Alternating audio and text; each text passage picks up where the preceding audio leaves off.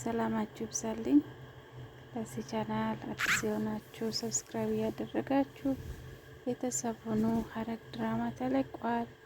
ክፍል 57 ተለቋል ማለት ነው። የዛሬ ደግሞ ለየት ይላል። ያፌት ኤፍራታን ካላገባው እያለ ነው ያመጣው ጣጣ ይገርማል ማለት ነው። ያፌት አዲስ ነገር አምጥቷል። በቅርቡ ኤፍራታን አገባታለሁ ብሎ ሰራተኛ ቀጥሯል። አይገርማችሁም? በምን አስገድዶ ወይስ እንዴት ነው እሷን ማግባት የሚችለው? እኔ ራሴ ጥያቄ ሆኖብኛል። አንድ ሰው ሰውን ማገባ ሲዋደዱ ብቻ ነው። እሱ ብቻ ወዶ እሷ ካልወደደች ምን ዋጋ አለው? እና ካላገባው እያለ ነው። በቅርቡ ኤፍራታ የኔ ሚስት ናት እያለ ነው። ናታን እንግዲህ ባዶ እጅ መቅረቱ ነው እላችኋለሁ ቤተሰቦቼ። በክፍል 56 እንዳየ ነው ቤዛ ለመጠየቅ ጽዮን ሄዳ ነበረ። እዛ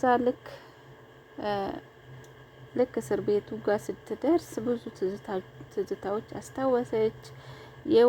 ወንድሙ የታሰረበት ጊዜ እየተናገራት ቃል ነበረ። እሱ ነገር አስታውሳ እራሷ ሳተች ማለት ነው። በአሁኑ ጊዜ ጽዮን ምንድነው እሱ ቤታቸው ከሄደች በኋላ ለማስታወስ እየሞከረች ነው። ብዙ ነገሮችን እያስታወሰች ነው። አሁን ባስታወሰች ቁጥር ብዥ ይልበታል። ያ ጊዜ ደግሞ ያዞርና ይጥላታል ማለት ነው። ራሷን ትስታለች።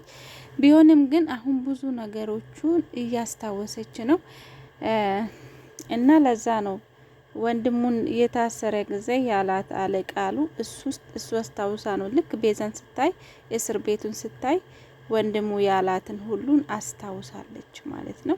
ስትመለስ ደግሞ ፍቅረኛ መኖሩ ይጠቅማል። ለካ ቢኒ ተሸክማት ነው ወደ ቤት ድረስ ያደረሳት። አሁኑ ጊዜ የቢኒና የጽዮን ፍቅር ወደ እውነተኛ ፍቅር ሳይቀየር አይቀርም። አላቅም ብቻ የኔ ፍቅር እየተባባሉ ነው። ቢሆንም ግን ቢኒ የእውነታ ነው የሚወዳት ድሮ ማለት ነው። አሁን ደግሞ ይሄ ሰበብ ሆነለት። ልክ ስትድን ደግሞ ፍቅራቸው እንደሚቀጥሉ ተስፋ አለኝ። ሁለቱም ምርጥ ጥንዶች ናቸው ማለት ነው። በዛሬ ቀን ኤፍራታ ቤዛ ምንም ብትበድለኝ ምንም ብታደርገኝ እኔ እህትነቷን አልቀይራትም። ሄጄ ጎና ይቆማሉ። እሷ ማን አላት?